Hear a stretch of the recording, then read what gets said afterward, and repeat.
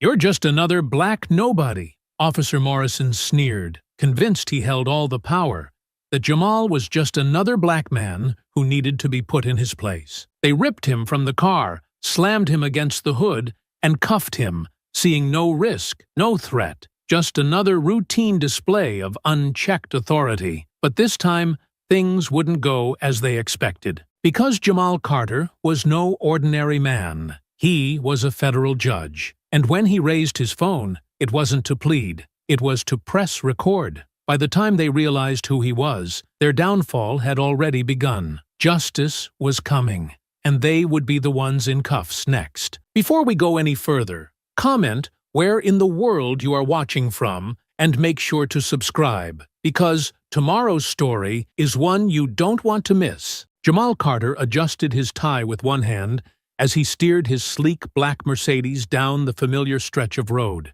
his mind already racing ahead to the meeting he was running late for. The weight of the morning still lingered on his shoulders, a flurry of paperwork, back-to-back hearings, and a quick phone call with his wife, Vanessa, reminding him not to skip lunch again. But amid the rush of his schedule, it was only now, as he reached for his wallet to pay for parking, that he realized it wasn't there. His fingers brushed against nothing but the smooth lining of his suit jacket. He exhaled sharply, glancing down for just a fraction of a second before easing his foot off the gas. His mind traced back through the morning, the hurried routine, the coffee cup he left half-finished on the counter. The wallet was still at home. He slowed further, easing into the right lane, his focus shifting. He couldn't afford the delay of turning back, not when time was already against him, but the realization left him momentarily unsettled.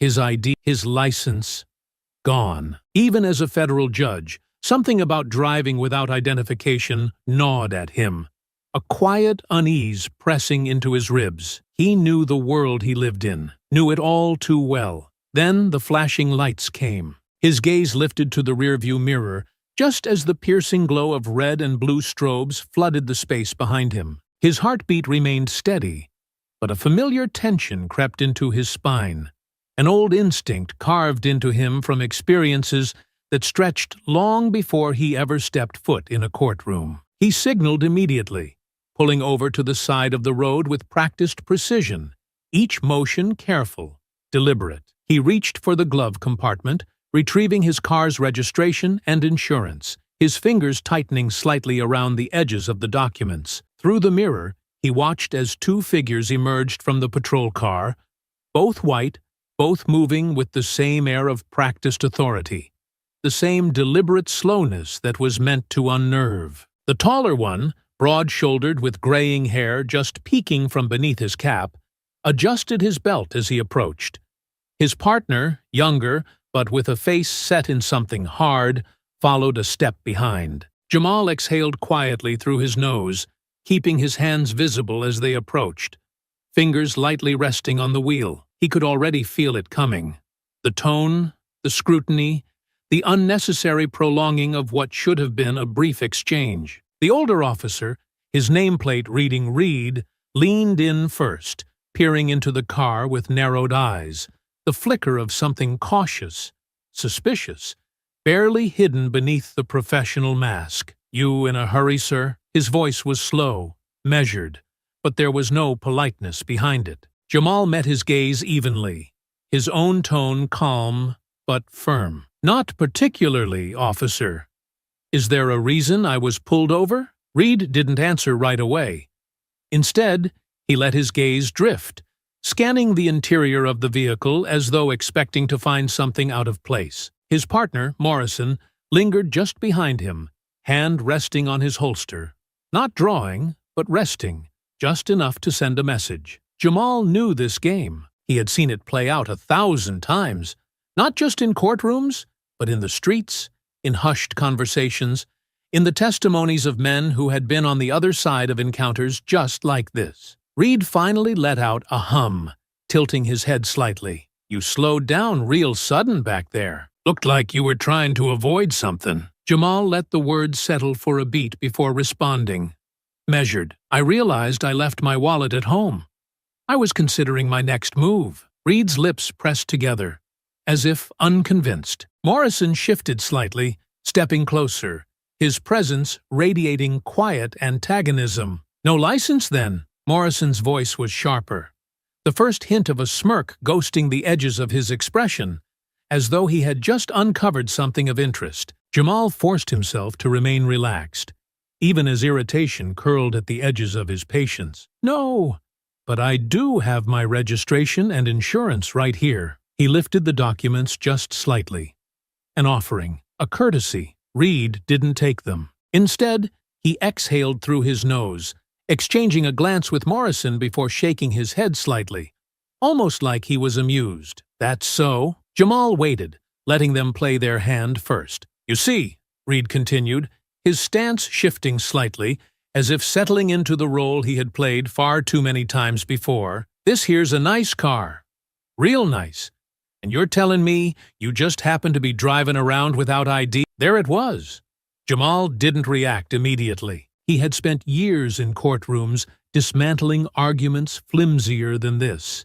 But there was no judge here but them, no jury but the power they held in the moment. He chose his words carefully. "I believe my registration and insurance should be more than sufficient to verify ownership." Reed let out a small chuckle, shaking his head. Morrison's smirk widened slightly, as though he had been waiting for just this response. "You'd think," Morrison mused, stepping just a fraction closer. "But thing is, we get a lot of folks in stolen vehicles who say the same thing. Just a little too convenient, you know?" Jamal's grip on the steering wheel tightened, but he kept his voice even. "Are you accusing me of stealing my own car, officer?" Reed let the question hang for a moment, before shrugging, casual. "Just saying it's a little suspect." Jamal exhaled, slow and measured, as though releasing the pressure building in his chest. He knew where this was headed, knew that his credentials, his profession, his standing in the justice system, none of it mattered right now. Right now, to them, he was just a black man in a car that they had decided was too nice for him. Reed tapped the roof of the Mercedes twice, before stepping back slightly. "Go ahead and step out of the vehicle for me, sir." The words settled between them like a shifting weight, pressing, suffocating. Jamal didn't move immediately. He held Reed's gaze for a fraction longer than was probably wise, considering his options, considering the inevitability of what was to come. Then, slowly, deliberately, he unbuckled his seatbelt and stepped out. Jamal stepped onto the pavement, the warmth of the afternoon sun doing little to ease the cold press of unease settling in his chest. He had been through this routine before, had heard the stories, had seen them play out in courtrooms where words like probable cause and reasonable suspicion twisted and turned in the hands of those who wielded them as shields, deflecting accountability while justifying every injustice. Reed stepped in closer, his presence a deliberate encroachment of space, his expression unreadable, except for the faint hint of satisfaction lurking beneath the professional mask. Morrison lingered just behind him, still near the car, eyes sharp and assessing, scanning the interior with a slow, methodical sweep, as though already crafting the excuse they would need to prolong this stop. "Turn around, hands on the hood," Reed instructed, his tone leaving no room for argument, though it was layered with something almost taunting, a challenge disguised as procedure. Jamal didn't react immediately, keeping his expression carefully neutral, even as he weighed the futility of any protest. He had seen men argue their innocence, their voices tight with frustration, only to be met with escalating aggression, an unspoken warning that non-compliance, however justified, would not be tolerated. Slowly, deliberately, he turned and placed his hands against the cool metal of his car's hood, feeling the weight of their scrutiny press into his back before their hands ever did. Reed patted him down with a practiced roughness, his touch impersonal yet invasive, an assertion of power rather than a search conducted with any genuine purpose. His hands dragged over Jamal's arms, down his torso,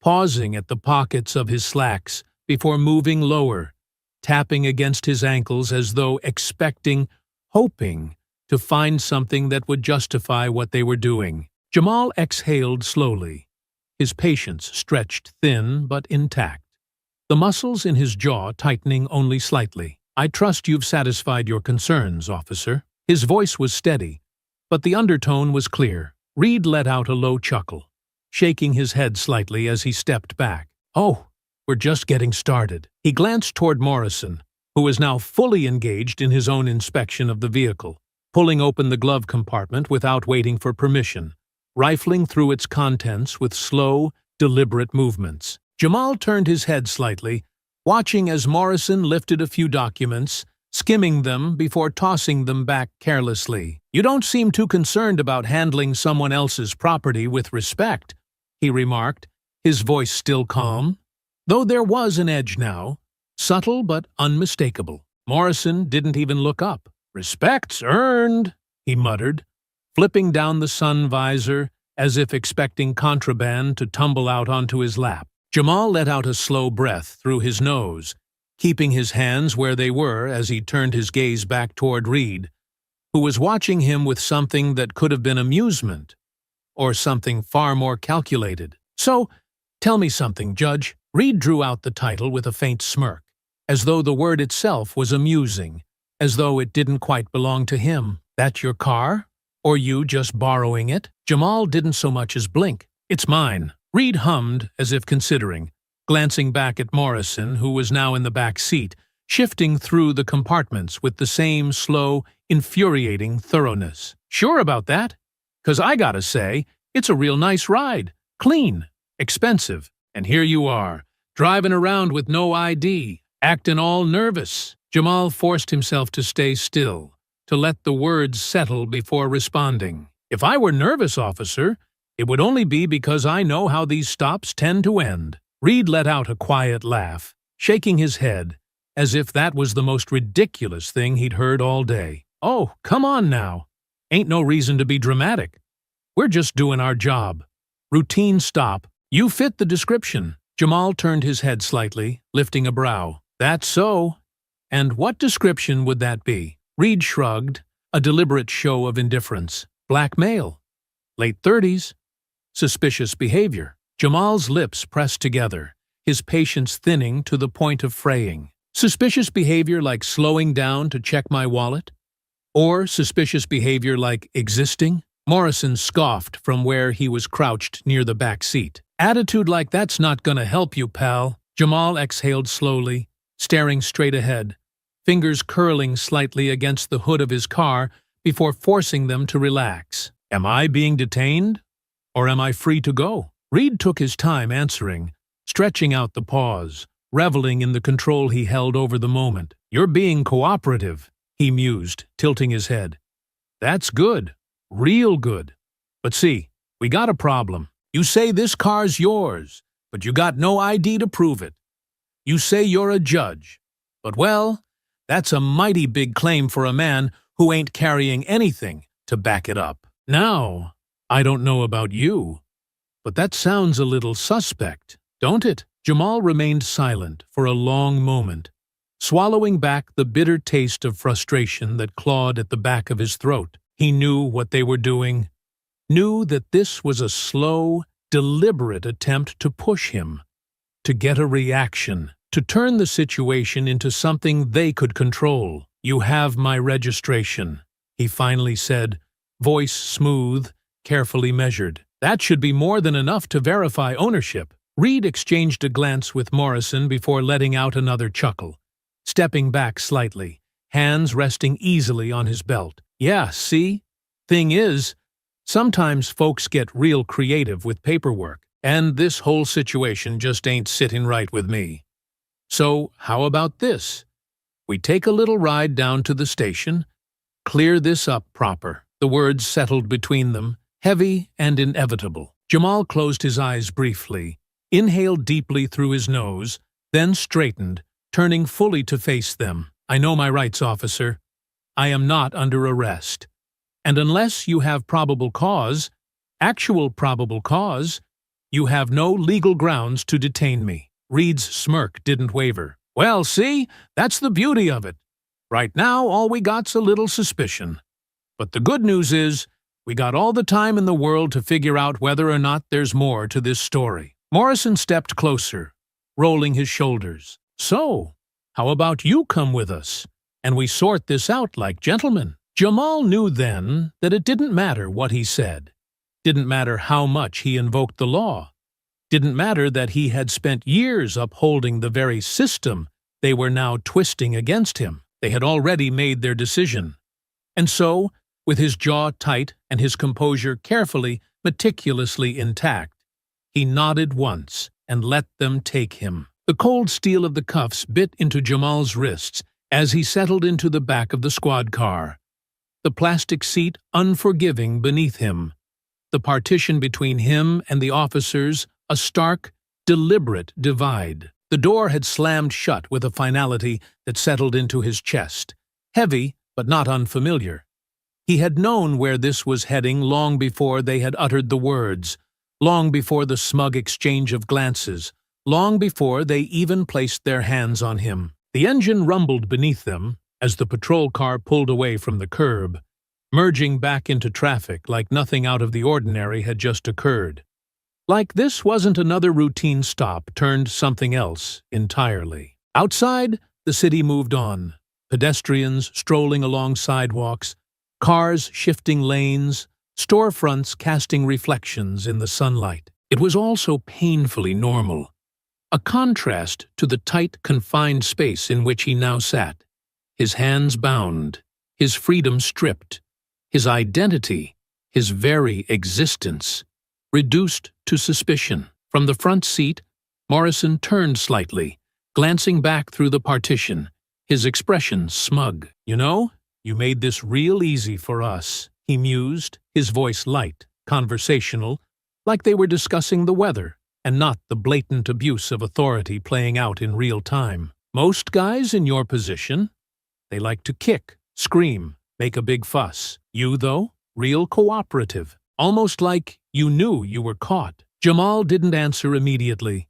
He had spent years perfecting the art of controlled silence, of measured patience, of knowing exactly when to speak and when to let men like them fill the space with their own arrogance. He stared straight ahead, his gaze fixed on the blurred motion of the city beyond the glass, his body still but his mind already moving, already anticipating. Reed exhaled sharply, shaking his head as he adjusted his grip on the wheel. "Yeah, I gotta say, you don't look like the usual ones we pick up. But then again, criminals are getting smarter these days.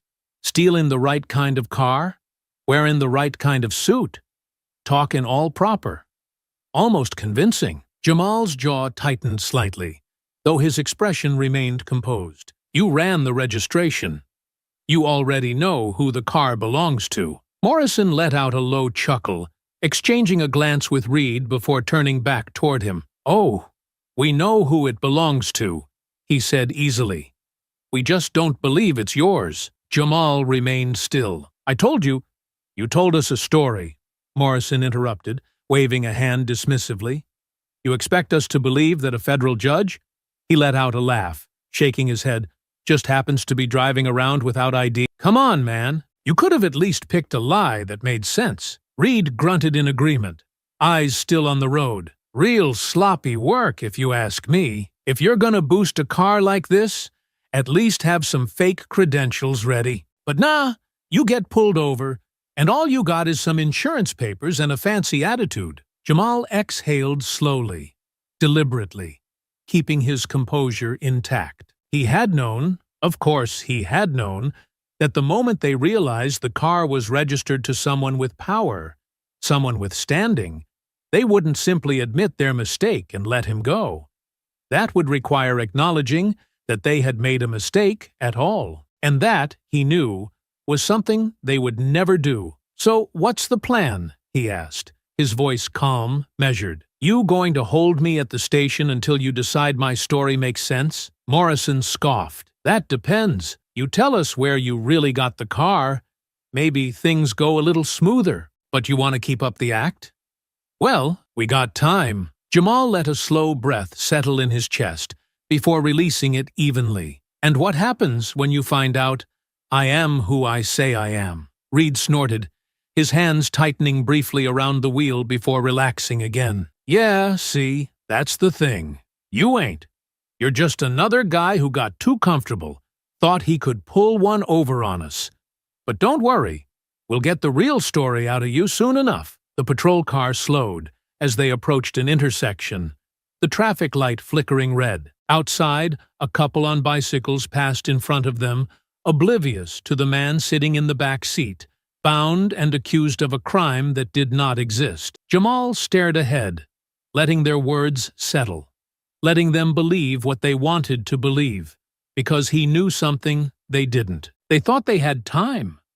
They thought they had control, but time had a way of shifting the ground beneath men like them, and control was only as strong as the foundation it stood on, and soon enough, that foundation would crack beneath them. For now, he let them talk. For now, he let them believe. Because the moment they found out the truth, the real fun would begin. The patrol car slowed as it turned into the station's lot, the tires grinding against the worn pavement.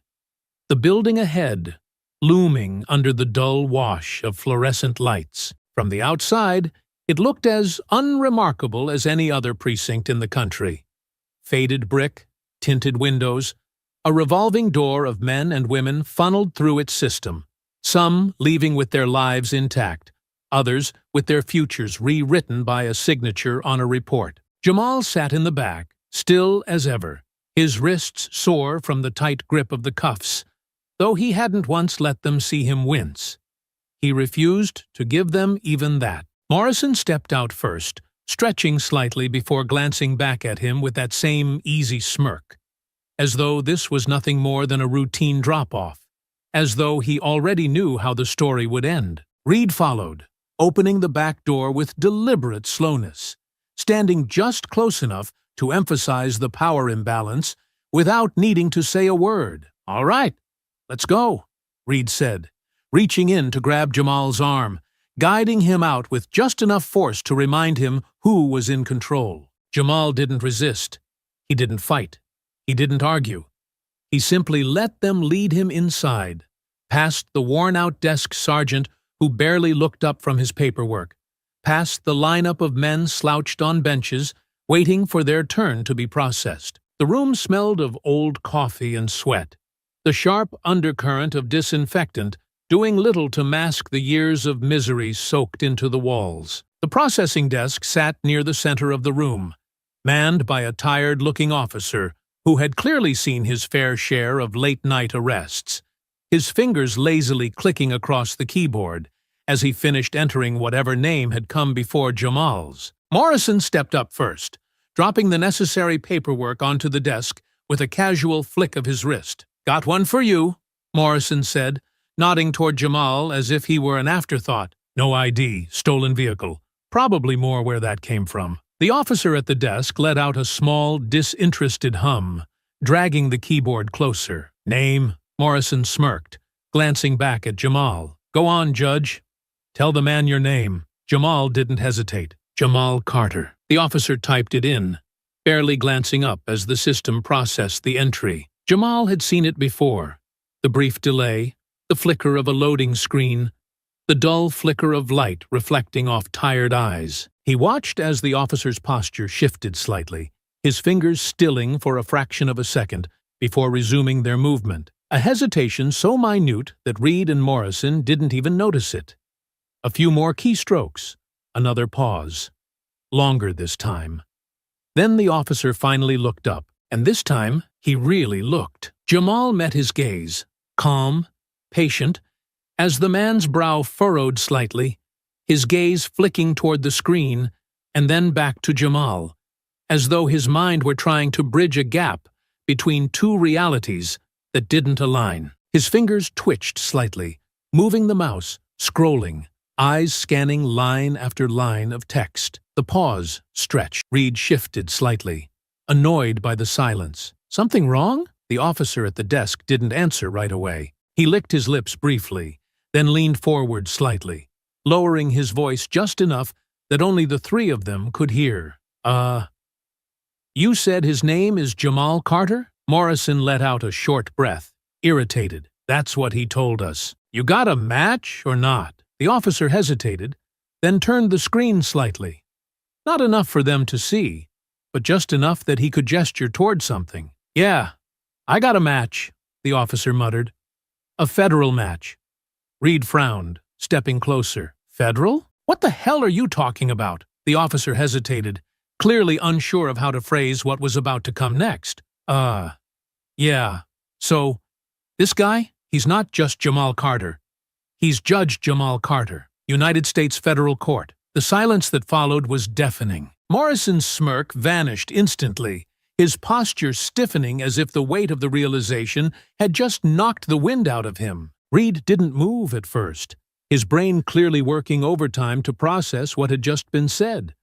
His jaw clenching slightly, his eyes flickering between Jamal and the screen, as if he were still waiting for someone to tell him it was a mistake. Jamal didn't move, didn't gloat, didn't react at all. He just waited. It was Morrison who spoke first, though his voice had lost all of its earlier bravado. That can't be right. The officer exhaled sharply, nodding toward the screen. It's right. He was confirmed for the federal bench.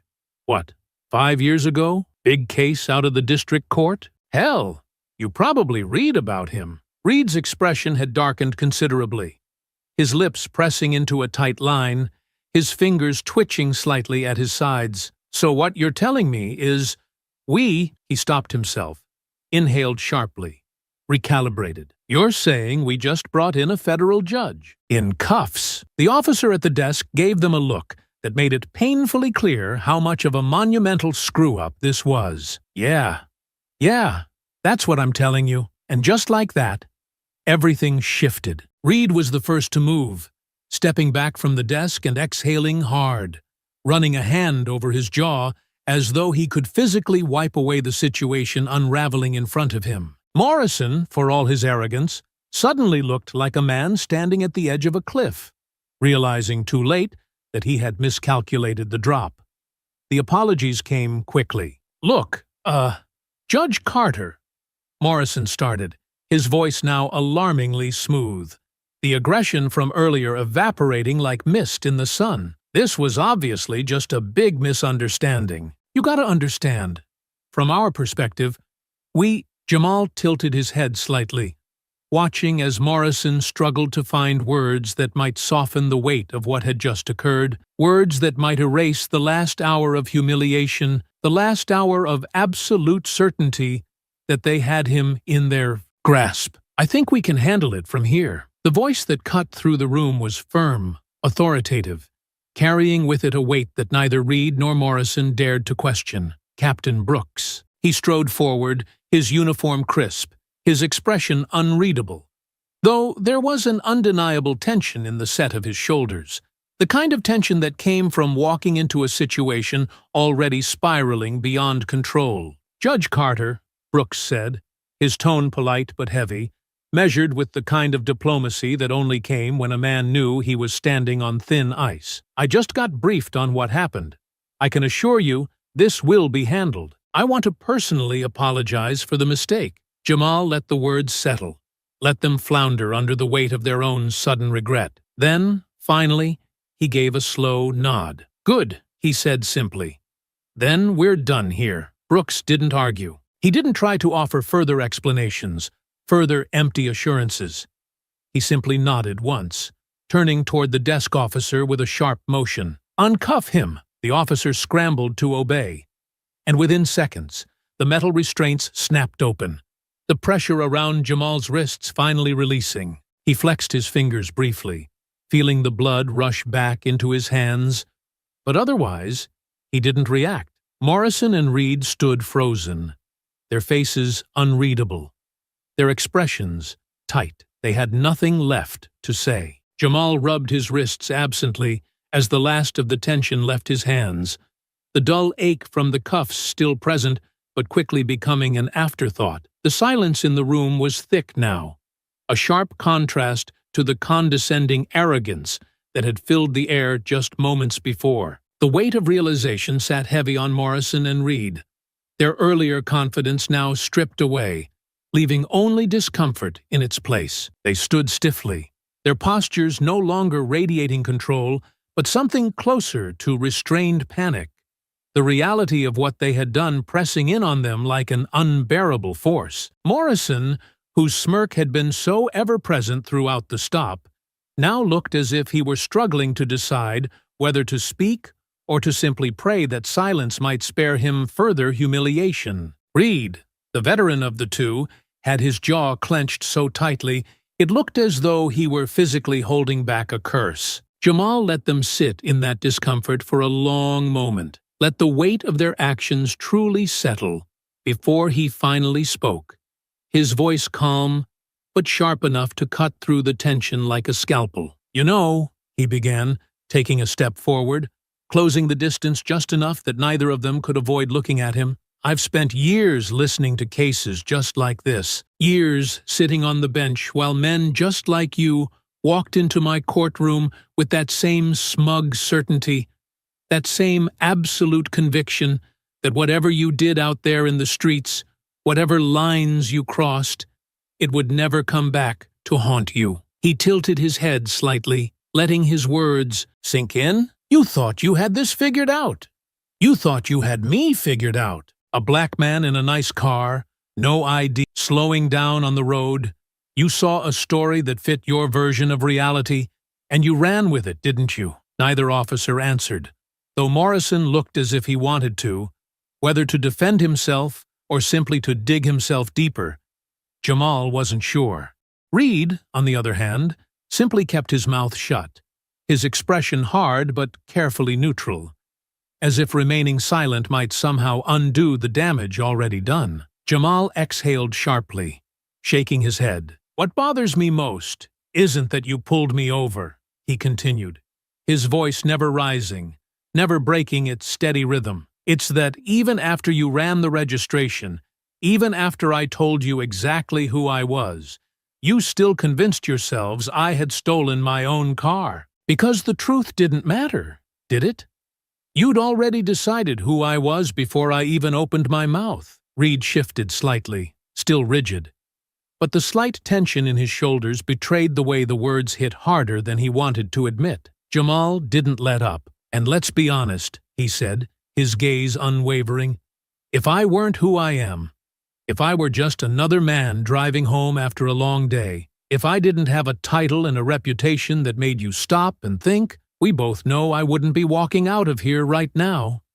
Would I?" The silence that followed was confirmation enough. Jamal let it linger for a few seconds longer before finally turning to Captain Brooks, who had remained quiet throughout the exchange, his presence looming, his expression carefully neutral but undeniably wary. Unlike Morrison and Reed, he wasn't scrambling for excuses. He had seen enough years on the force to know when there was no spinning a situation in his favor. Brooks cleared his throat, shifting slightly. "Judge Carter," he said, his voice steady, but laced with the slightest edge of practiced authority, "I want to assure you that this situation is going to be handled appropriately. There will be consequences for what happened tonight." Jamal studied him for a moment, gauging the sincerity of his words, though he already knew the outcome before the words were even spoken. There would be consequences, yes, but nothing significant. A slap on the wrist, a quiet reprimand,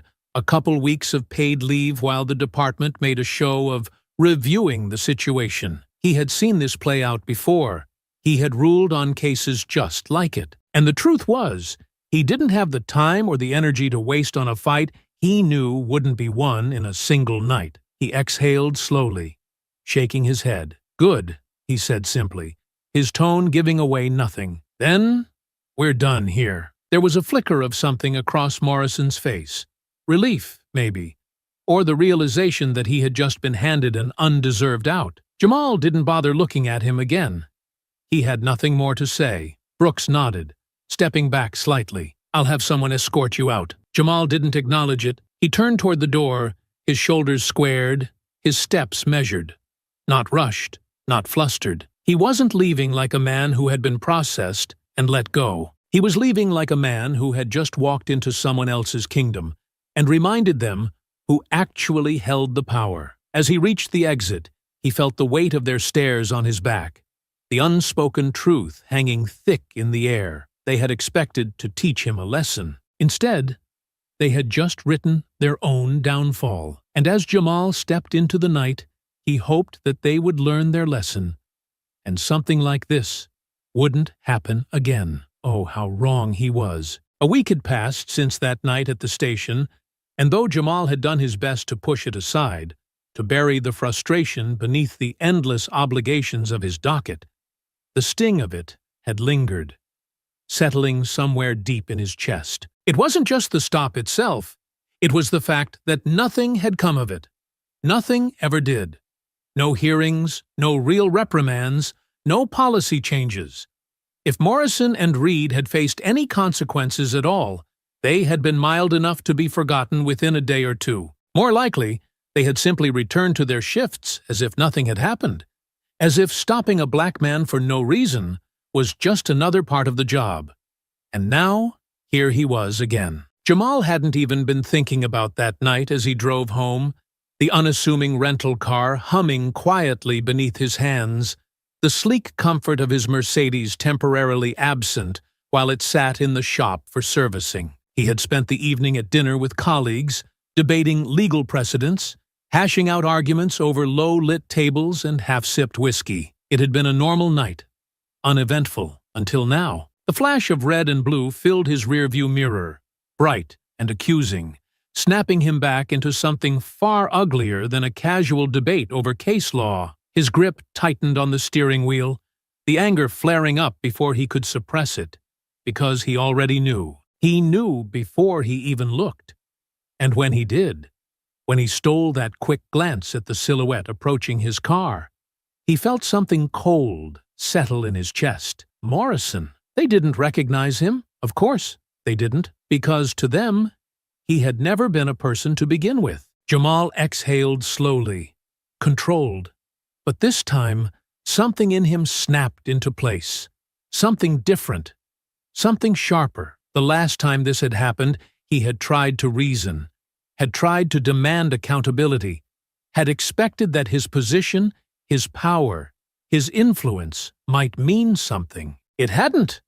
And now, they had just given him another chance. He let them come to him. Morrison moved with that same casual arrogance, that same predatory slowness, as if he were savoring the moment, as if he already knew exactly how this was going to play out. Reed hung back slightly, watching, waiting, his hand near his holster, though not drawing. "License and registration," Morrison said, his voice clipped, impatient, utterly devoid of recognition. Jamal just stared at him. And then, before Morrison could even begin his usual routine, before the script could play out the way it had before, Jamal let out a breath, shaking his head in disbelief. "Really?" His voice was low, incredulous. "You don't know who I am?" Morrison frowned slightly, the first flicker of something unfamiliar flashing across his face.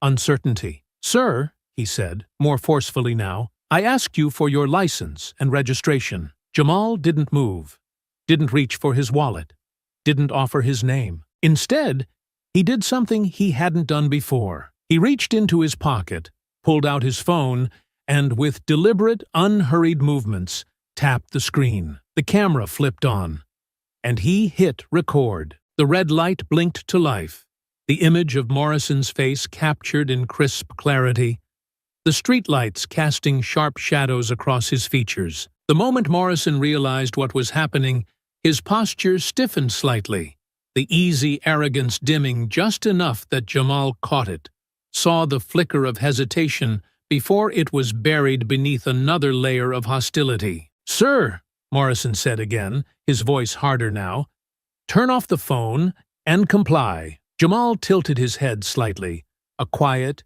humorless laugh escaping him. "Oh no, not this time." His voice was steady, clear, meant to be heard. "You want my license? You want my name? You'll have to wait, because I want the world to see exactly what you do next." Reed took a step closer, his presence meant to intimidate. But Jamal didn't flinch. He just kept the phone exactly where it was, aimed, unwavering, the seconds ticking by in real time. "You were driving erratically," Morrison snapped, his tone sharper now, the lie falling from his lips with well-practiced ease. Jamal let out another bitter laugh. "That's the best you've got?"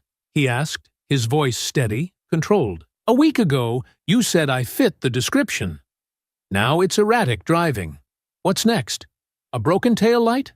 Smelled something suspicious?" He let the words sit, let them sink in. "Go ahead, say it. Tell the camera why you really pulled me over." Morrison shifted slightly, a muscle in his jaw twitching, because now the script was breaking. "Step out of the vehicle," Morrison ordered. Jamal didn't move. He just kept recording. "Step out, or what?" Jamal's voice was colder now, cutting through the air like a blade. "You going to pull me out? Slam me against the hood? Maybe rough me up a little?" His eyes flicked toward Reed, toward the subtle way the man's fingers flexed near his holster. "Or maybe this time you'll skip straight to the part where you say you feared for your life and call it a justified use of force." Morrison's face wasn't as smug now, and Jamal knew why. Because this wasn't just a routine stop anymore. This wasn't just another man they could bully, humiliate, and then toss aside without a second thought. This was a problem. This was a man who knew exactly what he was doing. And worst of all, it was all on camera. Jamal saw the calculation happening in real time. The flicker of uncertainty in Morrison's eyes, the slight hesitation in Reed's posture, the unspoken exchange happening between them as they realized they were dangerously close to making a very costly mistake. But they had already gone too far, and now they had no choice but to see it through. Morrison exhaled sharply, rolling his shoulders back as though shaking off the discomfort, before leaning in just slightly, his voice dropping an octave lower. "You want to play games, boy?" The word dripped with bitterness now, filled with the realization that he should have known who he was dealing with. "Fine. You just made this a whole lot worse for yourself." Jamal's lips curved into something that wasn't quite a smile. "No," he murmured, his voice like steel under velvet. "I just made it a whole lot worse for you. And this time, they wouldn't get away with it." Morrison's jaw tightened as he stared at the red recording light blinking on Jamal's phone, the flickering glow capturing every movement, every tense breath, every calculated pause. He had been in enough situations to know that this was no longer just another stop, no longer just another man they could bully into submission, because this time, the man in front of him wasn't falling in line. This time, he was making them work for it. Morrison's patience snapped. "I said, step out of the damn car," he barked, yanking the door open so hard it nearly bounced back on its hinges. Jamal barely had time to brace himself before Morrison's hand clamped onto his arm, gripping tight, fingers digging in with bruising force as he jerked him forward. Jamal twisted slightly, just enough to keep the phone aimed at Morrison's face, his voice sharp, edged with something lethal. "You just can't help yourselves, can you?" he bit out, his breath steady despite the way Morrison's grip tightened like a vice. "Not enough to pull me over for nothing. You need to put your hands on me too? You want to act tough?" Morrison sneered, pulling harder. "Fine, let's see how tough you are when you're face down on the pavement." Before Jamal could respond, Reed was there too, his presence sudden, his hands rough, shoving him forward with enough force to send him stumbling against the car. Jamal gritted his teeth, his shoulders slamming into the frame, but he never let go of the phone, never let the camera angle drop. He wanted this recorded, every second of it. Morrison grabbed the wrist, still holding the phone, wrenching it downward. But Jamal twisted his arm at the last second, keeping the camera angled just enough to catch the fury in Morrison's face, the smirk twisting Reed's lips, the barely concealed amusement in their eyes. "You don't get to record this," Morrison snapped, trying again to pry the phone from his grip. Jamal let out a sharp breath, his body tensing against the pressure on his arm, but his voice remained steady, unwavering. "Oh, I think I do," he shot back. Morrison shoved him harder against the car, pressing his weight down, and for the first time, there was real anger behind it. You think you're something, don't you? Morrison hissed, his breath hot against Jamal's ear, his tone dripping with condescension. You think your little phone's gonna save you? You're just another nobody running his mouth. Jamal stilled. For the first time, his body locked in place.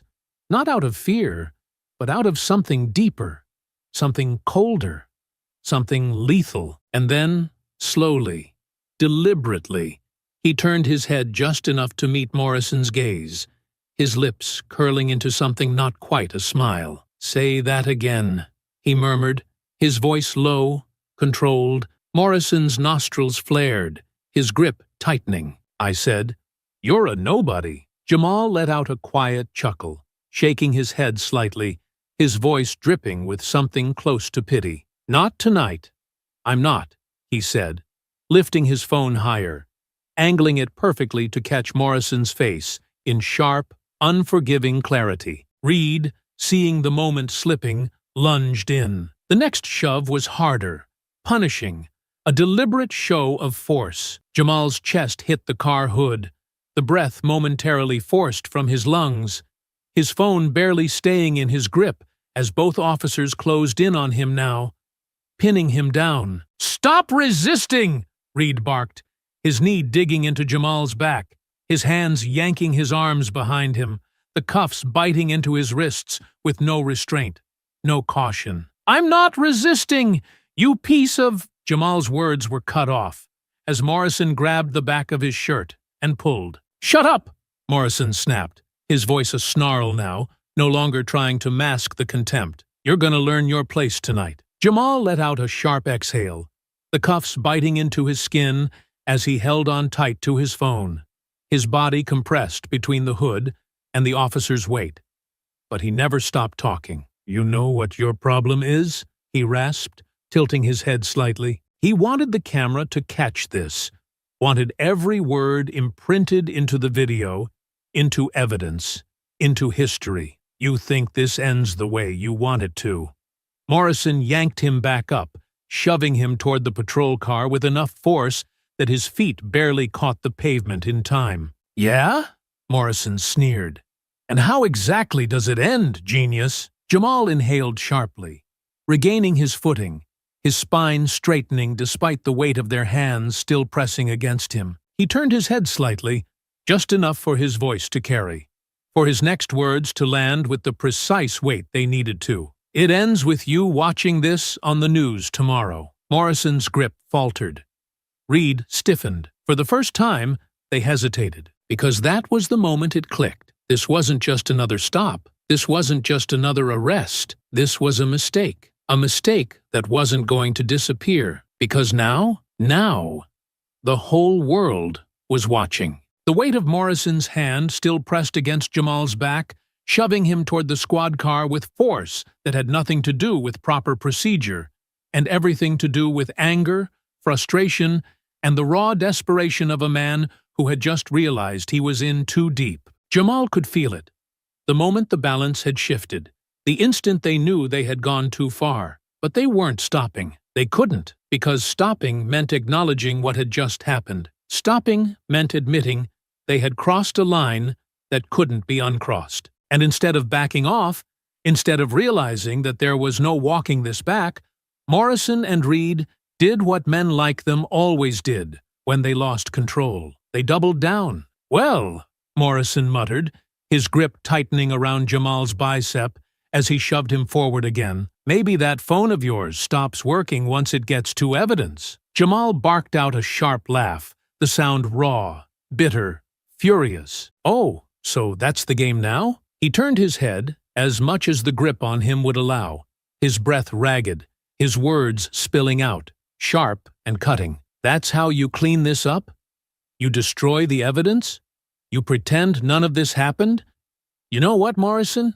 That's not gonna work this time. Because I promise you, people already saw." Reed scoffed, but there was something off about it, something strained, as if he too had realized how fast the ground was shifting beneath them. "You keep running your mouth like that, and you're gonna wish you hadn't," Reed warned, his voice edged with something ugly, something dangerous. Jamal's chest rose and fell sharply, his breath coming faster now, not out of fear, but out of pure, unfiltered rage. "Oh, I should shut up now," he snapped.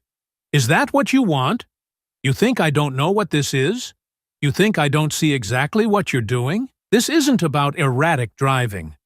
This isn't about obstruction. This is about the fact that I am a black man in a car that you decided was too nice for me. This is about the fact that you don't see people like me. You see a problem. You see a threat. And you react the only way you know how." Morrison's grip tightened painfully. "You're making this a whole lot worse for yourself." Jamal laughed again, but this time it was pure rage, pure disbelief, pure exhaustion. "No," he spat. "You made this worse the second you pulled me over for no damn reason. You made this worse when you put your hands on me, when you shoved me into the car, when you put those cuffs on me like I was some kind of animal. You did this, and now that you realize you've screwed up, now that you know you're on camera, now you want to talk about making things worse?" He shook his head, his hands curling into fists behind him, his body shaking from the sheer fury coursing through him. "You know what?" he continued, his voice rising. "I hope you do take my phone. I hope you wipe the video. I hope you try to erase it, because it won't matter. You think I'm the only one who saw? You think people aren't already watching? You think they don't know exactly what you are? You think they haven't seen men like you do this before?" Morrison's hand jerked violently, his patience snapping as he wrenched Jamal's arm at an unnatural angle. "I said, I am tired of men like you!" Jamal's voice exploded through the night, the sheer force of it bouncing off the walls, off the pavement, off the hollow silence of a world that had heard these words 1,000 times before and still hadn't changed. "I am tired of being treated like a damn criminal every time I step into my own car, every time I walk down my own street. I am tired of seeing my brothers and sisters end up in the ground because men like you don't know how to do your damn jobs without a gun in your hand and hate in your heart." His voice was shaking now, shaking from the rawness of it, from the truth, from the fire that had been simmering for years, decades, generations. And Morrison didn't like it. Didn't like the way Jamal wasn't cowering. Didn't like the way he was yelling, screaming, refusing to be small. Didn't like the way his words were cutting deep enough to leave a mark. So he did the only thing a coward knew how to do. He silenced him. The punch came out of nowhere. Fast, brutal. The full weight of Morrison's rage crashing against Jamal's jaw. The impact sent a shockwave through his skull, his head snapping sideways, pain flaring white-hot behind his eyes. And his phone, the one thing capturing it all, slipped from his fingers. It hit the pavement with a hollow thud, tumbling once, twice, before landing at an angle that still caught everything. Jamal stumbled, his vision blurring, his balance thrown as Morrison's hand dug into the back of his neck, forcing him against the patrol car. "You talk too damn much," Morrison growled. Jamal's breath was ragged, his pulse hammering. But he forced himself to lift his head, his jaw aching, his lips split, blood pooling in his mouth. And when he spoke, his voice was quieter now, but deadlier. "You just made the biggest mistake of your life." Morrison didn't respond. But the way his breath hitched, the way his fingers twitched ever so slightly, meant that he knew, and beneath them, on the pavement, the phone was still recording. Because this time, there would be consequences, and Morrison had just ensured he would be the first to face them. The squad car's back seat was cold, hard, and far too familiar. The plastic bench beneath him had no give. The air smelled of stale sweat and desperation. The metal grate separating the front from the back was scratched and worn, its surface carved with the desperate etchings of those who had sat there before him. Men just like him. Jamal tilted his head back against the seat, staring at the ceiling, the throbbing in his jaw dull compared to the fire burning in his chest. The copper taste of blood lingered on his tongue, his split lip aching every time he flexed it. But none of that mattered, because right now, All he could do was laugh. At first, it was quiet, just a small exhale, a low chuckle that barely broke the silence. But then it grew, rising, spilling out of him, shaking his shoulders with something dark, something knowing, something so damn satisfying that it made Morrison glance at Reed with a flicker of unease. "You think this is funny?"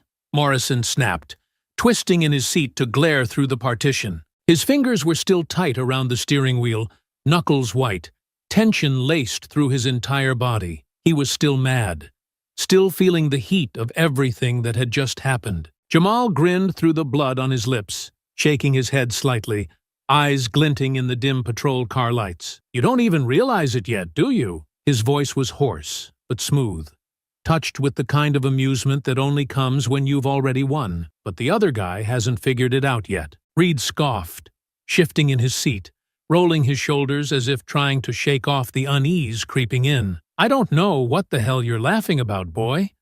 You should be praying we don't add resisting arrest to your charges." Jamal let his smile stretch just a little wider. "Oh, I hope you do." Morrison frowned, his grip tightening on the wheel. "You want to explain what's so damn funny?" Jamal let out another low, deep, knowing laugh, shifting his arms as much as the cuffs would allow, settling comfortably into the seat like a man who had already made peace with the outcome. "I just can't believe it," he murmured, almost to himself. "I mean, really?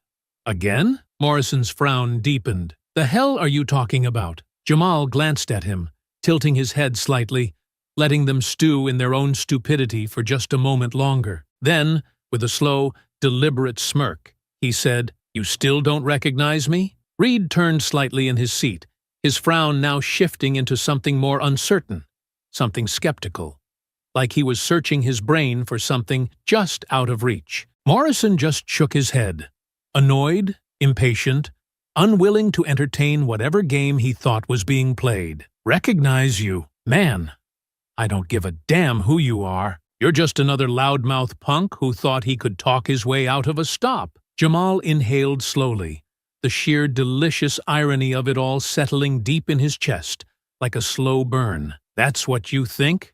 he asked, his voice smooth, low, filled with something dangerous. "That I'm just another loudmouth punk?" Morrison's lip curled. "Damn right. You all run your mouths. But the second you get cuffed, you ain't so tough anymore. Let me guess. You're one of those educated ones, huh?"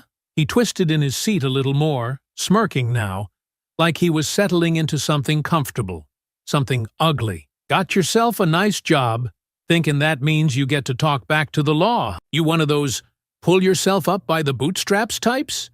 Thinking you're better than the rest of them just 'cause you wear a damn suit?" Jamal exhaled, shaking his head slightly, the laugh still sitting on his lips. He knew men like this, men who saw someone like him and needed to make sure he understood he would never be good enough. "You just can't help yourselves, can you?" Jamal mused, voice almost light, almost entertained. "You could have let this go, could have just written a citation, could have let me drive home. But you needed this. You needed to feel that control, that little rush of power. Needed to remind me where I stand." Reed let out a rough scoff. "Yeah? And where's that?" Jamal smiled, and this time, it was real. "Above you." Morrison's expression shifted immediately, his entire body tensing like a coiled spring. "You son of a... You want to hit me again?" Jamal cut in smoothly, leaning forward just enough that the partition reflected the dim glow of his eyes. "Go ahead. Let's make sure that's on camera too. You've already dug your own grave. Might as well jump in." Reed shook his head, scoffing. "You think you're something special, don't you?" Jamal met his gaze in the rearview mirror. His eyes burned. "Oh," he murmured, tilting his head slightly. "I know I am." Morrison turned back toward the windshield, his jaw clenched so tightly it looked like he was grinding his teeth to dust. His hands flexed on the wheel, his knuckles still white. For the rest of the ride, he didn't say another word, because deep down, he felt it too. Something was wrong. Something wasn't going to end the way it usually did. And Jamal? He could already taste the moment they figured it out. It was going to be so damn sweet. The police station was alive with its usual noise, the hum of officers moving in and out, the low murmur of voices filling out reports, the occasional bark of orders from across the room. The fluorescent lights overhead buzzed faintly, the air thick with the scent of coffee gone stale and disinfectant failing to cover the years of sweat and desperation soaked into the walls. Jamal stepped inside with his head high, shoulders squared, every inch of him radiating a presence that didn't belong in a place like this. Not because he was above it. He had seen the inside of precincts before, had represented people whose only crime had been existing in the wrong place, at the wrong time, but because he knew how this was about to end. And that made it almost impossible not to smile. Morrison's grip was still tight around his arm, his fingers pressing deep enough into Jamal's bicep to bruise, as if he thought the force of it might somehow shake him, might rattle him the way it had rattled so many others. But it didn't. Jamal walked forward without resistance, not because he was beaten, but because he knew they had already lost. Reed leaned in slightly, his smirk back now that they were within the walls of the precinct, his confidence returning, the weight of institutional protection settling back over him like armor. "Guess that mouth of yours ain't working too well now, huh?" he muttered, voice dripping with amusement. Jamal exhaled slowly, shaking his head slightly, his lips twitching into something that wasn't quite a smile. "Oh, you boys are in for a hell of a night," he murmured, his voice so calm, so dangerously assured that it made Morrison's fingers twitch against his arm, his grip tightening instinctively. Reed scoffed, shoving open the processing room door, guiding Jamal toward the counter where a bored-looking officer sat tapping lazily on a keyboard. "All right, we got one for you," Reed said, his voice laced with an arrogance that had absolutely no foundation. "Obstruction. Resisting. Might throw in assault. Depends on how we're feeling in the morning." Jamal chuckled, shaking his head, as he tilted his head slightly toward the camera mounted in the corner. "Make sure you get all that on record," he said smoothly. "Wouldn't want to misrepresent anything, would we?" Reed's smirk twitched slightly, but he kept his cool, kept the bravado. For now. "Hey, you know what?" Morrison said, stepping up beside him, his own voice filled with the kind of faux concern that made Jamal's stomach churn. "Why don't you tell us how this all ends, huh?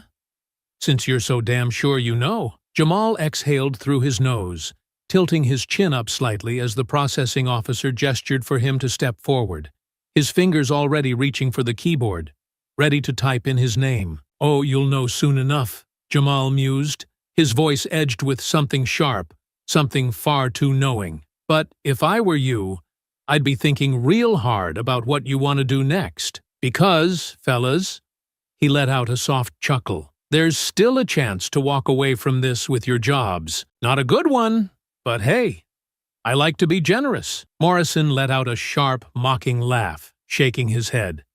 "Man, you don't shut up, do you?" Jamal shrugged, his wrists still cuffed, but his posture entirely unbothered. "Nah," he said smoothly, his voice like steel wrapped in silk. "And that's why you're in this mess." Reed grunted, his fingers tapping against the counter in impatience as the officer behind the desk continued typing. The sound of keys clacking against the silence filled the room, the seconds dragging out, long enough that Morrison and Reed were starting to fidget.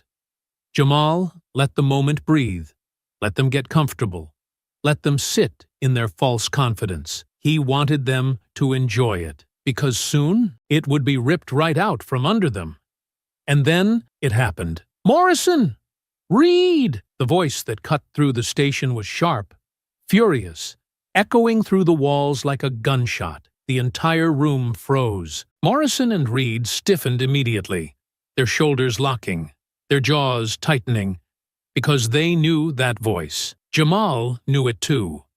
Captain Brooks. Jamal let out a slow, measured exhale, his smile stretching just slightly, just enough to make Morrison's fingers twitch. Right on time. Brooks's footsteps were heavy, sharp, marching straight toward them, his voice like gravel and fire. "Tell me you did not just..." The words cut off sharply, as if he was so furious that he couldn't even finish the sentence. Jamal turned his head slightly, catching the first flicker of realization, of panic, of absolute horror sinking into Morrison's expression. And that was when he let the full smile break across his face, because they had just realized, and it was going to be glorious. Jamal had always believed in timing. The way a pause could hold weight in a courtroom. The way a well-placed silence could make a witness squirm.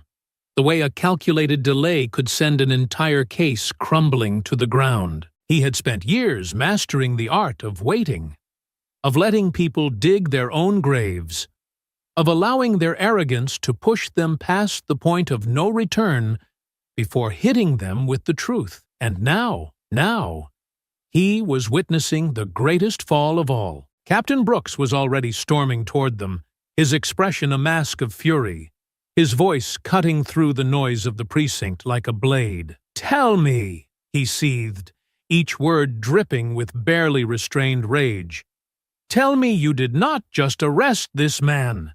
"Again!" Reed froze. Morrison's face drained of all color. Jamal let out a soft chuckle, tilting his head slightly as he glanced at them. "Oh," he murmured, his voice thick with mock sympathy. "They did." Brooks came to a dead stop in front of them, his chest rising and falling with barely restrained fury. His eyes locked onto Morrison first, his gaze so sharp, so filled with disgust, that Morrison flinched before he could stop himself. "You're telling me," Brooks growled, each word dropping like a stone, "that after last week, after the reports, after the complaints, after I told you idiots to be careful, after I gave you the easiest out in the damn world, you still—" He cut himself off, exhaling sharply, his hands clenching into fists. Morrison wasn't breathing.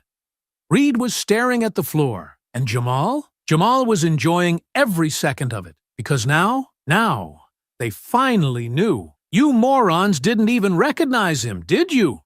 Brooks spat, his voice rising, furious, disgusted, incredulous all at once. "You arrested the same goddamn man. Again." Reed slowly lifted his head, his throat working like he was trying to swallow something bitter, something sharp. He looked at Jamal for the first time, really looked. His eyes dragged over his face, over his bloodied lip, over the smirk stretching across his mouth. And that was the exact second it hit. Morrison let out a sharp inhale, his body going rigid, his breath catching as realization hit him like a train. Jamal waited until he saw it fully settle into their bones, until he saw the horror spread across their faces, until he felt the weight of their regret crash down on them all at once. Then he let the smile break free. "Yeah," Jamal drawled, his voice dripping with amusement, watching them unravel with pure, unfiltered joy. "You did it again." Morrison's eyes darted wildly, as if searching for a way out, a loophole, an excuse, a lifeline. His mouth opened, then closed, his lips parting like he was about to argue. But there was nothing to argue, because there was no escape this time. "Sir," Morrison tried, his voice cracking just slightly, the arrogance gone now, burned away by the unbearable heat of reality. We didn't know." Brooks snapped toward him so fast that Morrison flinched again. "Oh, you didn't know?" Brooks mocked, his voice deadly. "You didn't know? What? You mean to tell me that you're so damn used to pulling over black men for no reason that you can't even keep track of which ones you've arrested?" Jamal laughed. Morrison visibly recoiled. Reed looked like he wanted to be anywhere else in the world. Brooks exhaled sharply, shaking his head, his lips pressing into a thin, furious line. "Do you have any idea," he said slowly, voice low, "any idea what you've done? Any idea what's happening outside this damn building right now?" Morrison and Reed didn't answer, because now, they were starting to understand. Jamal could practically see the panic setting in, seeping into their bones, twisting its way into their muscles, their breathing, their expressions. "You know what's funny?" he mused, shifting slightly so that the fluorescent lights cast a perfect glow on his bruised face, highlighting the blood at the corner of his mouth, the raw skin on his wrists. I told you exactly how this would end, and you still walked straight into it. Morrison's hands clenched at his sides, his breathing shallow. You think this is a joke? Reed snapped suddenly, his voice shaky, uneven, desperate. Jamal turned his head slightly, studying him, then let out another low chuckle. Oh, no, he murmured, his voice mocking, slow, deliberate. I think it's a damn tragedy. He leaned forward slightly, lowering his voice, making sure they felt every syllable. And you? You two are the punchline. Reed looked sick. Morrison was breathing like a man on the verge of a full breakdown. And Brooks? Brooks looked like he was 2 seconds away from tearing them apart himself. You think this ends with a slap on the wrist? Jamal continued, his voice a razor-sharp edge slicing through their panic. You think you're walking away from this? This isn't just an arrest. This is national news. You think nobody saw what you did? You think that video disappeared? He chuckled, shaking his head, his voice thick with satisfaction. No, that video is on 100 different accounts right now. 1,000. People are watching it, sharing it, talking about it. You know what's trending right now? Your damn badge numbers. Reed physically staggered. Morrison looked like he might be sick. You're done, Jamal said simply. Career's over. Lives ruined. Congratulations. Brooks exhaled sharply, running a rough hand over his face. Get them out of my sight, he muttered, shaking his head, voice laced with sheer disgust. Morrison's head snapped up, panic fully taking over now. Wait. Brooks didn't look at him. You're suspended, he said flatly, coldly, like he wasn't even thinking about it. Effective immediately. Captain, you'll be lucky if that's all, Brooks snarled, eyes burning. Because if I get even one call from the mayor's office, if I get even one email from the DOJ, you won't have a job to come back to. Silence. Thick, suffocating, irreversible silence. Morrison's chest rose and fell rapidly, his mind clearly running in circles, grasping for something, anything, to save himself. But there was nothing left, nothing to say, nothing to fix it. Because Jamal had been right from the start, they were screwed. And Jamal? Jamal couldn't stop smiling. Jamal barely had time to step outside the station before he was engulfed by the chaos waiting for him. Cameras, reporters, flashing lights, shouted questions. It was a full-blown media circus, the kind that swallowed entire news cycles, the kind that turned local scandals into national reckonings. The crowd outside had tripled since he first arrived, the sidewalk packed with journalists, activists, concerned citizens, and people with phones raised, recording, live streaming, sending the story further and further out into the world. The air buzzed with energy, thick with anger, with anticipation, with something on the edge of combustion. Judge Carter! Judge Carter! A reporter near the front pushed forward, voice breathless, microphone already extended toward him. Can you confirm whether the department has issued an official apology? Jamal exhaled, adjusting his suit jacket, his movements smooth, controlled. He had prepared for this. He turned his head slightly, scanning the sea of microphones and cameras, noting the familiar faces of national news anchors mixed with independent journalists, the sheer range of media presence proving just how big this story had become. He let the question hang in the air for a moment before speaking. I haven't received a single phone call, he said, his voice carrying over the murmuring crowd, calm, steady, but pointed. Not from the department, not from the mayor's office, not from anyone in a position of authority. What I have received, however, is overwhelming support from the community, from people across the country who know that this isn't just about me. This is about a system that has been allowed to operate unchecked for far too long. More voices surged forward, shouting over one another, trying to get the next question in. Judge Carter, what would you say to people who argue this was just a misunderstanding? Jamal let out a sharp breath. Not quite a laugh, but something close to it. A misunderstanding?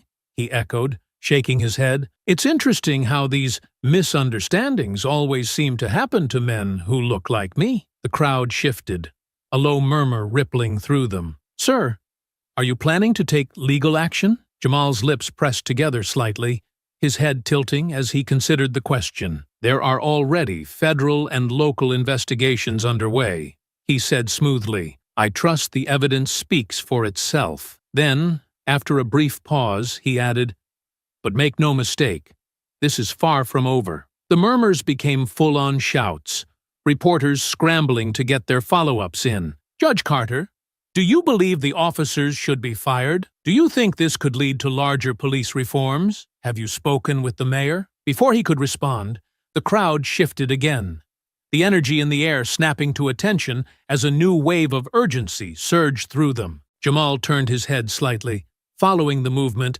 and then there they were, Morrison and Reed, being escorted out of the precinct, not through the back door, not shielded from the cameras, but straight through the front like any other suspect. The press exploded. Cameras flashed wildly, reporters shouted, microphones thrust forward, a barrage of questions cutting through the air. Officers Morrison and Reed, do you have anything to say for yourselves? Are you aware that your arrests have sparked national outrage? Will you be resigning? The two men looked like walking ghosts. Morrison's jaw was tight, his face pale, his hands curled into tense fists at his sides. Reed looked even worse, his eyes darting around like a trapped animal, his shoulders hunched as if expecting a blow to land at any moment. They weren't wearing their uniforms anymore.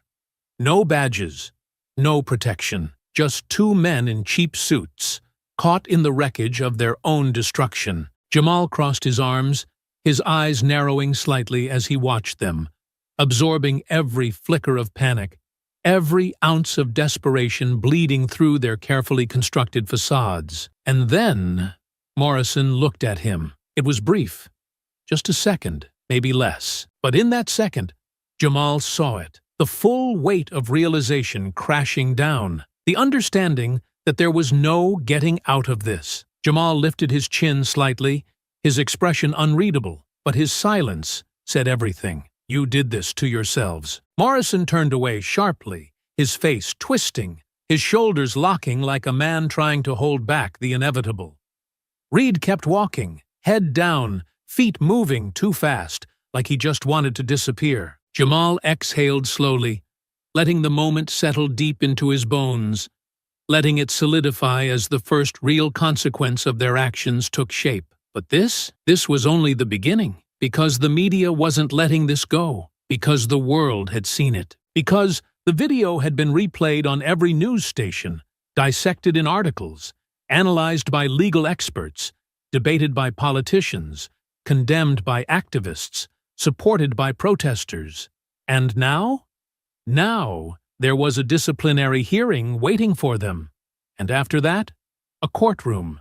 And Morrison and Reed, they were about to lose everything. The hearing room inside the precinct was sterile, cold, the kind of place where careers unraveled in real time. The long wooden table at the front bore the weight of the disciplinary panel, 3 high-ranking officers and a civilian oversight representative, each of them seated with stiff backs and unreadable expressions, their presence a signal that this was no ordinary review. This was a reckoning. The room was full, every seat occupied. Officers, department heads, lawyers, representatives from the police union, internal affairs investigators, all of them gathered to witness the moment. 2 men who had once moved through these halls with impunity were now forced to answer for what they had done. Jamal sat near the back, an invited observer, his expression calm, composed, his presence a silent reminder that there would be no sweeping this under the rug. And at the center of it all, Morrison and Reed. Seated side by side, they looked smaller than they had before, their arrogance stripped away, their carefully constructed authority unraveling thread by thread. They had arrived in their department-issued suits, their badges still pinned to their chests, but everyone in that room knew they wouldn't be leaving with them. The tension in the air was suffocating, thick with unspoken finality. Captain Brooks stood at the front, the weight of responsibility pressing heavy on his shoulders, his face a mask of disgust and reluctant obligation. He exhaled sharply, tapping a file against the desk before flipping it open, his voice firm, controlled, but laced with something bitter. "Officers Morrison and Reed," he began, "you are here today to answer for multiple allegations of misconduct, including excessive force, wrongful detainment, and violation of department policies. The evidence against you is not just overwhelming.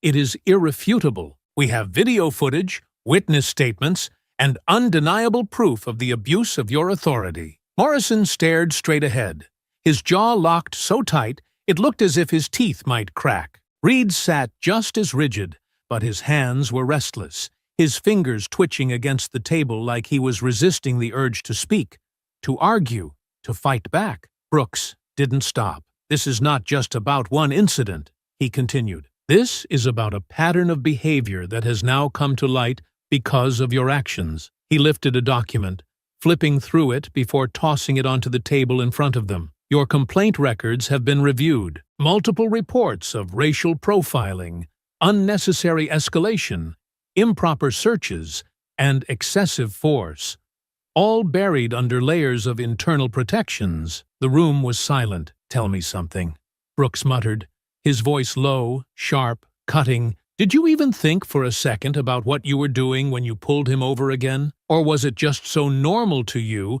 that you didn't even bother remembering the face of the man you humiliated a week earlier?" Morrison breathed heavily through his nose, his hands curling into fists on his lap. Reed looked down, his jaw working like he was biting the inside of his cheek, holding back the frustration of a man who thought his badge had made him untouchable. Brooks shook his head. "Pathetic," he muttered. "Absolutely pathetic." He straightened, his voice now carrying authority. "Finality. The disciplinary panel has reviewed all evidence and unanimously voted for your immediate termination from the department. Effective immediately, you will no longer be employed by this police force, and your badges and service weapons will be confiscated before you leave this building. Furthermore, this department will cooperate fully with any ongoing federal and state investigations regarding your conduct." Morrison's breath hitched, his shoulders jerking slightly as if the words had finally struck him. Reed let out a slow, uneven exhale, his fingers tightening around the arms of his chair. Brooks turned toward the officer standing at the side of the room, nodding once. "Take their badges." The room was so silent that the sound of the officer's boots moving across the floor felt deafening. The man stopped in front of them, standing stiffly, his presence a confirmation that the department had already washed its hands of them. Morrison clenched his jaw, his hands trembling slightly as he reached up, his fingers hesitating at the edge of his badge. For years, that badge had meant power, authority, protection. Now it was nothing more than a liability. With a sharp, jerking motion, Morrison unpinned it from his chest and placed it onto the table with a loud clank. Reed followed, his movements slower, his badge trembling slightly between his fingers before he let it go. Jamal watched it all, absorbing the weight of the moment, the realization, the silent, crushing defeat settling into their shoulders. They had walked into this building thinking they would be protected, but now, they were just two men in a room full of people who would rather forget they had ever worn those uniforms. Brooks exhaled sharply, rubbing his temples, clearly fighting back the urge to say more, to berate them, to make them understand the sheer scale of their downfall. Instead, he turned back to the panel. "This concludes the disciplinary review. Officers Morrison and Reed are officially stripped of their positions, and they are to leave the premises immediately." The officer next to them gestured toward the door. Morrison didn't move at first. Neither did Reed. They sat there, their bodies frozen, their breathing uneven, their minds clearly scrambling for some last-minute miracle that would undo what had just happened. But there was nothing left to undo. The door behind them opened, and the officers standing outside, the ones who had once been their colleagues, their friends, stared at them like strangers. Reed's fingers twitched slightly. Then, slowly, he stood, his face blank, his movements stiff. Morrison followed, his hands clenched at his sides, his posture screaming of a man barely containing his rage, his disbelief, his sheer inability to process that this was real. And Jamal? Jamal sat perfectly still, watching as Morrison turned one last time, his eyes burning, his mouth twisting like he wanted to say something, like he wanted to lash out, like he wanted to blame anyone but himself. But he didn't. Because he knew. They both did. They had lost. They had finally, irrevocably, lost. And as the two former officers walked toward the exit, their badges forever gone, their lives irreparably shattered, Jamal allowed himself one final moment of satisfaction. Because this was justice. But it wasn't over yet. Because now, they were going to court. The courtroom was a theater of scrutiny, tension woven into every breath, every glance, every subtle shift of posture among those seated in the gallery. The press had filled every available space, their notepads poised, cameras flashing in the hallways beyond the heavy wooden doors, broadcasting every moment to a nation that had stopped to watch. Morrison and Reed sat at the defense table, their presence reduced to something small, diminished, no longer officers but defendants in a case that had already convicted them in the court of public opinion. Jamal Carter sat on the witness stand, his face calm, composed, his voice steady, but filled with the weight of what had happened. You had been stopped by the defendants before, is that correct? The prosecutor, a sharp-eyed woman with the presence of a hammer about to drop, asked. Jamal let the question sit in the air for a moment, watching Morrison and Reed from across the room, taking in the way they sat rigid, barely breathing, waiting for the damage to land. Yes, he said, his voice smooth but deliberate. I had. And can you describe the circumstances of that first stop? Jamal shifted slightly, exhaling slowly before he spoke. I was driving home. My own car, registered in my name. I slowed down because I realized I had left my wallet at home. That was when I saw the lights flashing behind me. Officers Morrison and Reed approached my vehicle. I complied with everything they asked. But compliance didn't matter, because they had already decided who I was before I even spoke. The room remained eerily silent, the weight of his words sinking into the very walls. And what happened next? They accused me of suspicious behavior, claimed they had reason to believe I was involved in criminal activity. Jamal let his gaze settle on the jury now, making sure they understood the absurdity of it, the humiliation, the sheer inevitability of it. They pulled me out of my own car, searched it, detained me, humiliated me, and when they found nothing, they still took me in. He let out a soft, humorless breath. Then they realized their mistake, which was, Jamal lifted his chin slightly, his presence steady, unshaken, that I was Judge Jamal Carter, a sitting federal judge. The words hit the room like a gavel strike. Some jurors visibly stiffened. Others exchanged glances, their expressions caught somewhere between disbelief and recognition. Because this was not just a case of bad policing. This was something deeper, something systemic. And what happened after they realized their mistake? The prosecutor pressed. Jamal exhaled slowly. Nothing. The silence stretched, waiting for elaboration. They let me go, he continued, voice steady, controlled. No charges, no explanation, no apology.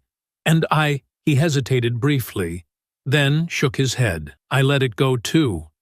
I thought maybe they would learn something from that the next time they saw a black man in a nice car, they might think twice before assuming the worst. That maybe, just maybe, there could be some accountability. And did that happen?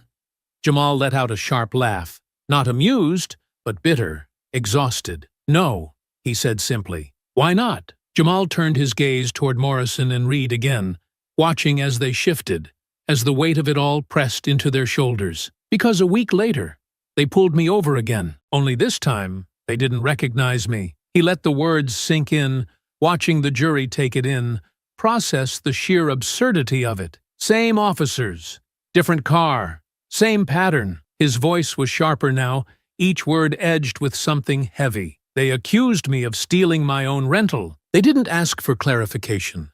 They didn't investigate. They saw me, made up their minds, and before I could even explain, they pulled me out of the car, slammed me against it, and cuffed me. Jamal's hands remained still on his lap, but the memory was still fresh, the cold steel of the cuffs, the weight of their hands on him, the undeniable understanding that no matter what he said, they had already decided how this was going to end. "Did you resist?" the prosecutor asked. Jamal shook his head. "No, I didn't need to." He leaned forward slightly, letting his voice carry. "Because I recorded everything." A few jurors shifted, some nodding slightly, their faces tightening as they recalled the footage they had seen, the brutal clarity of it, the irrefutable proof. "You complied," the prosecutor said, emphasizing it, making sure the jury understood. "And yet, you were still forcibly arrested, still assaulted while in handcuffs, and still treated as a criminal, despite having done nothing wrong?" Jamal nodded once. "Correct." Morrison's hands clenched into fists in his lap. Reed's breath was uneven now, barely controlled. And at what point did they realize their mistake? Jamal's lips pressed together briefly, a flicker of something dark flashing in his eyes. When they got to the station, when their captain yelled their names across the precinct, when the reality of what they had done finally caught up with them, he let the words settle before adding, "And by then, it was too late." The prosecutor let the moment breathe before taking a step back. "Your Honor, no further questions." The judge nodded. "Defense?" Morrison and Reed's attorney, a middle-aged man with the look of someone who knew he was fighting a losing battle, stood. He adjusted his jacket, cleared his throat, and approached the stand. "Judge Carter," he said smoothly, his tone attempting a kind of forced neutrality, "would you say that Officers Morrison and Reed acted out of malice?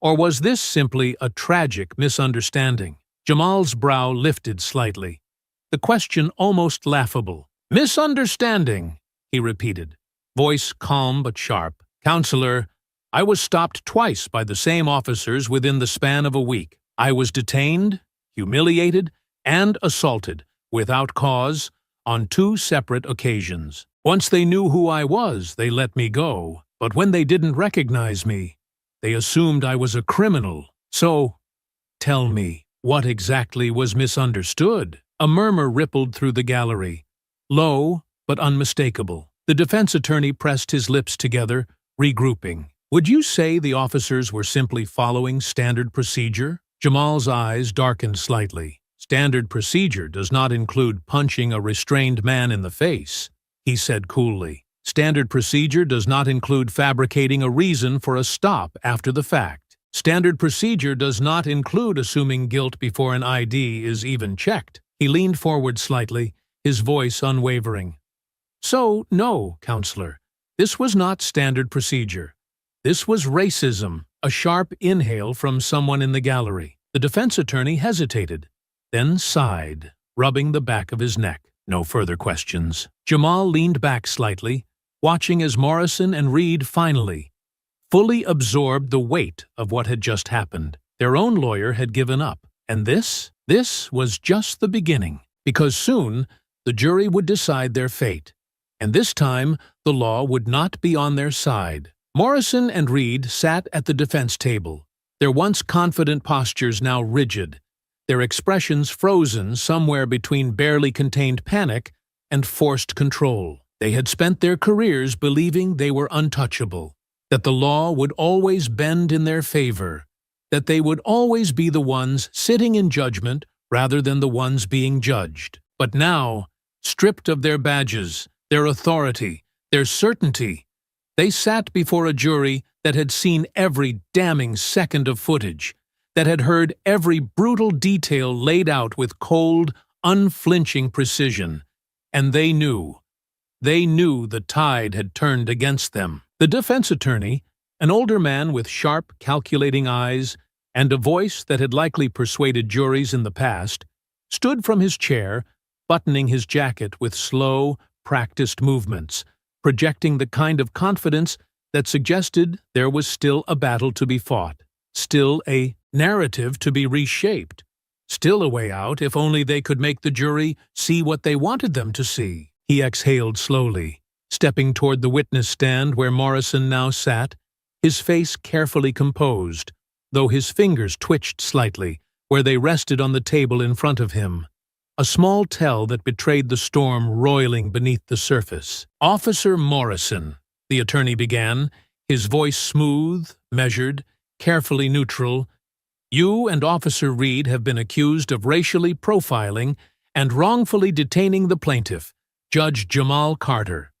You've been accused of excessive force, of violating protocol, of assault. Do you believe these allegations reflect the truth of what happened that night?" Morrison shook his head immediately, his movements sharp, deliberate, the reflex of a man who had spent years justifying every action, every decision, every stop, every arrest of a man who had never once questioned whether he was in the wrong. "No," he said, his voice clipped, tense, but controlled. "Absolutely not." The defense attorney nodded slightly, as if satisfied with the response. "Then let's start from the beginning. In your own words, describe why you and Officer Reed stopped Judge Carter that night." Morrison licked his lips briefly, glancing toward the jury before straightening his posture, as if trying to reclaim some sense of authority, some sense that he was still the one in control of this situation. "We noticed a vehicle that fit the description of a stolen car from earlier that week,"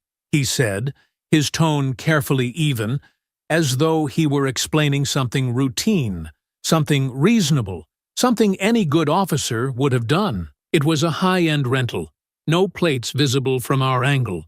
The driver seemed nervous." Jamal let out a sharp, quiet laugh. Morrison flinched, his gaze snapping toward him, the briefest flicker of irritation flashing across his face, before he schooled his expression back into something impassive. Jamal leaned back slightly, shaking his head. "Sorry," he murmured, his voice dripping with disbelief. "That's the best you've got?" The prosecutor didn't intervene. She didn't have to, because the jury was watching Morrison now, waiting for him to explain how he had managed to arrest the same man twice in a week, and still convince himself it wasn't racial profiling. Morrison inhaled sharply through his nose, looking back toward the defense attorney, his jaw tight. "As I was saying," he continued, his voice just a little stiffer now, "we noticed a vehicle that matched the description of a stolen rental. We initiated a traffic stop, and at that point, the driver—" "Me!" Jamal interjected smoothly. Morrison's hands clenched slightly before he forced himself to ignore the interruption, became uncooperative. He refused to provide identification, refused to exit the vehicle when instructed. At that point, we had reason to suspect he was attempting to evade law enforcement, which escalated the situation. The prosecutor finally leaned forward slightly in her chair, folding her hands together, her expression calm but sharp, her voice laced with just enough disbelief to cut through Morrison's carefully rehearsed lines. "So, Officer Morrison, let me get this straight," she said, her tone slow, deliberate, every word carrying the weight of undeniable contradiction. "You pulled over a black man in a rental car and immediately suspected it was stolen, even though you had no evidence to confirm that. You demanded he exit the vehicle before even checking his credentials.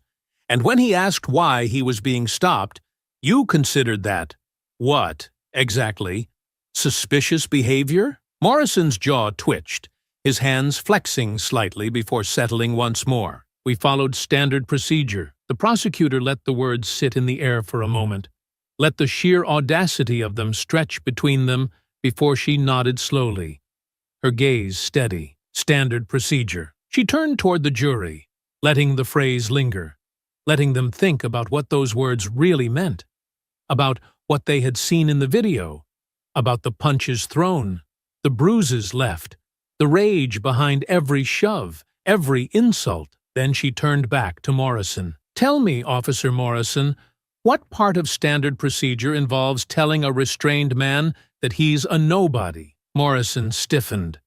The gallery shifted.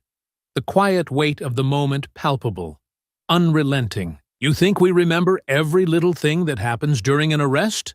Morrison snapped, the frustration finally cracking through his carefully controlled exterior, the mask slipping just enough for everyone in the room to see what was underneath. Jamal tilted his head slightly, his voice low, deadly. "Oh, you don't remember?" Morrison's lips pressed together, his shoulders rigid. Jamal's voice remained calm, but every word was deliberate, slow, sharp enough to cut. "You don't remember telling me I was just another loudmouth punk? You don't remember slamming me against the car hard enough that I could feel my ribs bruise? You don't remember laughing when you said my phone might just stop working once it got to evidence? You don't remember, huh?" Morrison didn't answer, because there was nothing to say. The prosecutor leaned back in her chair, nodding once as if she had just made the point she wanted to make. No further questions. Morrison sat stiffly, his hands clenched, his breathing shallow, his gaze flicking briefly toward Reed,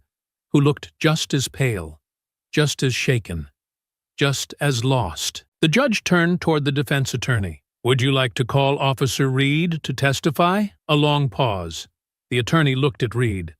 Reed, for the first time since the trial had begun, shook his head. The defense attorney exhaled sharply. "No, Your Honor." Jamal let out a slow breath, his chest rising and falling with the weight of the moment. This was it. This was the moment they finally understood. Morrison stared at the table, his fingers curled into fists, his shoulders rigid, unyielding, but powerless. Reed was even worse, his breath unsteady, his body betraying him with every slight shift, every tremor in his fingers, every sharp exhale. They had come into this trial thinking they could talk their way out of it, that if they twisted the narrative enough, they could bend reality to their will the way they always had before. But they weren't officers anymore.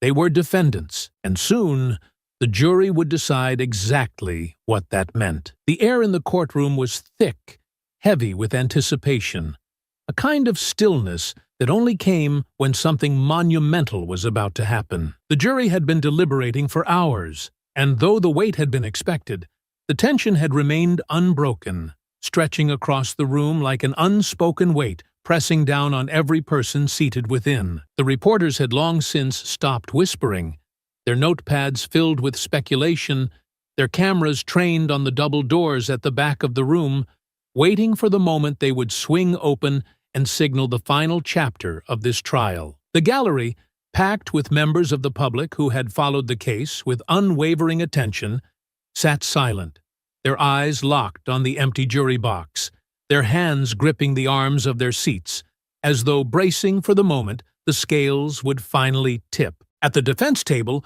Morrison and Reed sat unmoving, their expressions unreadable, though it was clear from the stiffness of their shoulders, the way their fingers curled slightly against the table's surface, that they were anything but calm. They had spent the last few hours in a silent prison of their own making, waiting for a verdict that they both knew had already been decided before the deliberation had even begun. The evidence had been damning, the footage inescapable, the weight of their actions undeniable. There had been no way to twist it, no loophole to escape through, no technicality to latch onto in the hopes of walking away unscathed. And now, as the double doors finally swung open and the 12 jurors filed in, their expressions grave, their movements steady but deliberate, that truth settled over them like an iron weight, suffocating in its finality. "All rise." The judge's voice rang clear, steady, commanding, and in unison, the room obeyed. The collective shuffle of chairs scraping against the floor, the only sound breaking the silence. Jamal stood with the rest, his posture relaxed but unyielding, his gaze fixed on the foreperson as she stepped forward, a folded piece of paper clutched in her hands, her expression betraying nothing of what was written on it. She handed it to the bailiff, who, in turn, passed it to the judge. The moment stretched, elongated by the weight of what was about to be spoken into reality. Jamal exhaled slowly, deliberately, his hands resting lightly at his sides, his breathing measured, controlled, waiting. The judge unfolded the paper, her eyes scanning its contents, her face impassive, unreadable, before she lifted her gaze, leveling it at the two men seated before her. In the case of the United States vs. Officers Morrison and Reed, on the charge of excessive force, we find the defendants guilty. The words landed like a hammer. Final. Absolute. Reverberating through the room with a force that no one dared to interrupt. Jamal barely blinked. The judge continued, her voice unwavering, delivering each charge with the same steady authority, ensuring that there would be no room for doubt, no space for argument. On the charge of unlawful detainment, we find the defendants guilty. Morrison flinched, just slightly, his hands tightening into fists against the table, his breathing suddenly shallower, less controlled, as though the reality of what was happening was finally beginning to crash down upon him in a way that could not be ignored. Reed had gone rigid, his eyes locked forward, his lips pressed into a thin line. But the way his fingers twitched against his lap, the way his throat worked as he swallowed against a dry mouth, told a different story. They were feeling it now. Every mistake, every misstep, every decision they had made in the name of authority, every moment they had spent believing they were invincible, untouchable, above consequence, it had all led them here. The judge didn't pause, didn't soften, didn't waver. On the charge of violating the civil rights of the plaintiff, we find the defendants guilty. The gallery erupted. There was no stopping it this time, no silencing the collective exhale of relief, the surge of emotion that had been held in for too long. Some gasped. Others let out sharp exhales. A few muttered quiet words under their breath. But the energy in the room shifted. Something long overdue settling into place. Something that had been denied too many times before, now finally standing firm. The judge let the reaction breathe for only a moment before lifting her hand. The murmurs died down, the room settling once more, though the tension had not disappeared. It had simply transformed, no longer thick with uncertainty, but with the gravity of what would come next. Morrison and Reed sat frozen, their bodies rigid, their faces unreadable, though the pale cast to Reed's skin and the way Morrison's jaw flexed told the truth of what they were feeling far louder than any words ever could. Jamal remained still, watching, absorbing, letting the moment stretch deep into his bones, committing it to memory, because this was justice. The judge exhaled, setting the paper down before shifting her gaze toward the defendants. This court has considered the evidence presented, has reviewed the details of this case with the full weight of the law, and has determined that the actions taken by the defendants were not only unlawful, but a blatant abuse of power, a violation of the very duty they swore to uphold. In light of these convictions, it is the ruling of this court that Officers Morrison and Reed shall be sentenced to 7 years in federal prison, effective immediately. The room snapped. There was no containing the reaction this time, no controlled murmurs, no quiet nods of acknowledgement.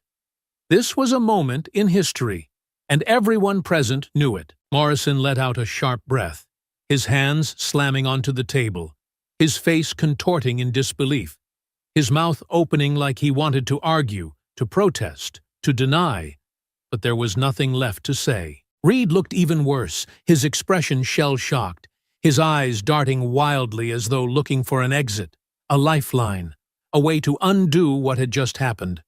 But there was none. The bailiffs stepped forward, their movements precise, practiced, professional, their presence removing whatever illusion of control the two men had left. Jamal watched as the handcuffs were secured around their wrists, as their shoulders stiffened, as the full weight of what had just happened settled into their bones. They had come into this trial expecting to walk away, expecting the system to bend in their favor as it always had before, expecting the rules that had shielded them their entire careers to hold firm once more. But now, as they were led away, their suits wrinkled, their heads bowed, their names forever tied to the weight of their crimes, they finally understood. They would not be walking away this time.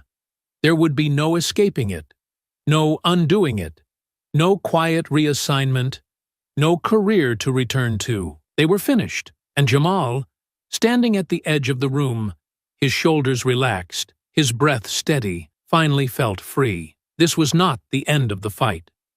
There would be others, more cases, more names, more battles that still needed to be fought. But today, the law had worked. And that was something worth remembering. The courthouse steps were packed. A sea of people gathered outside, the energy in the air thick with something far greater than celebration, something deeper, something that had been held back for too long, something that had simmered beneath the surface of too many trials, where justice had never been served, where verdicts had been twisted, where accountability had slipped through the cracks of a system designed to protect itself. But not this time. Jamal stepped through the heavy wooden doors, his posture steady, his movements unhurried as he emerged into the open air. The weight that had settled in his chest for the past weeks, months, years finally lifting in a way that felt foreign, unfamiliar, but welcome all the same. The sunlight caught on the cameras flashing in every direction, journalists scrambling to get into position, microphones thrust forward, voices rising in an attempt to cut through the crowd, each one desperate to capture the moment as it unfolded. He had expected this. He had known, from the moment the gavel had come down, that this case was never just about him, never just about Morrison and Reed, never just about a single traffic stop or a single instance of misconduct. This had become something larger, something that stretched far beyond the walls of the courtroom, something that had taken root in the conversations happening across the country, in the protests that had ignited outside the station the night of his second arrest, in the demands for reform that had grown louder with every headline, every broadcast, every moment that the world had been forced to watch what had happened to him and see, without question, the truth of it. Judge Carter, do you believe this case will set a precedent for future police accountability? The question came from a reporter at the front of the crowd, her eyes sharp, her microphone extended,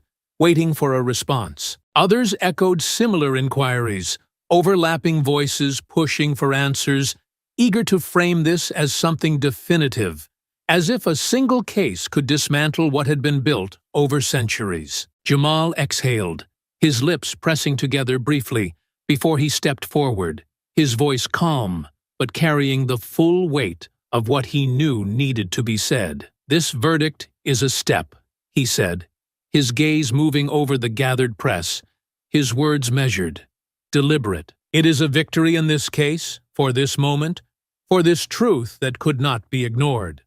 But accountability is not justice. It is the bare minimum of what should be expected in a system that claims to serve and protect. It is not enough to convict two men when the culture that allowed them to operate without consequence still exists. If today has shown us anything, it's that the system is capable of working, but only when it is forced to do so." The murmurs grew louder, the cameras still rolling, capturing every second, knowing that his words would be dissected, debated, analyzed across every media outlet before the day was over. "Do you believe more officers should be investigated?" another reporter asked, pushing forward. Jamal's expression remained impassive, his voice steady. "I believe this case has exposed a reality that many have tried to ignore. Morrison and Reed weren't anomalies. They weren't a case of a few bad apples. They were the product of a culture that has excused, defended, and protected these behaviors for decades. And if you're asking whether more should be held accountable, then my question to you is, how many more videos do you need before that answer is obvious?" Silence settled over the crowd for a brief moment before another voice cut through. "What happens now?" Jamal inhaled slowly, letting the moment settle, letting himself absorb the weight of the question. Because that was what mattered the most, not what had already happened, not the convictions, not the spectacle of it all, but what would come next. What would be done now that the door had been forced open? Now, he said, his voice resolute, we keep going. The cameras continued flashing, the questions still flying from every direction. But Jamal had already said what needed to be said. He stepped back, moving toward the car waiting at the curb, the driver already holding the door open, ready to take him away from the chaos, from the spectacle of it all. But before he slid inside, he turned his head slightly, casting one last glance back toward the courthouse, toward the pillars that had once stood as a symbol of an institution that had failed too many times to count, toward the doors that had, for once, opened to something closer to justice. And then he stepped inside, pulling the door shut behind him, the world still buzzing outside, the movement still happening, the fight still far from over, because this was just the beginning. And he wasn't finished yet. I hope you enjoyed that story. Please share it with your friends and subscribe so that you do not miss out on the next one. In the meantime, I have handpicked 2 stories for you that I think you will enjoy. Have a great day.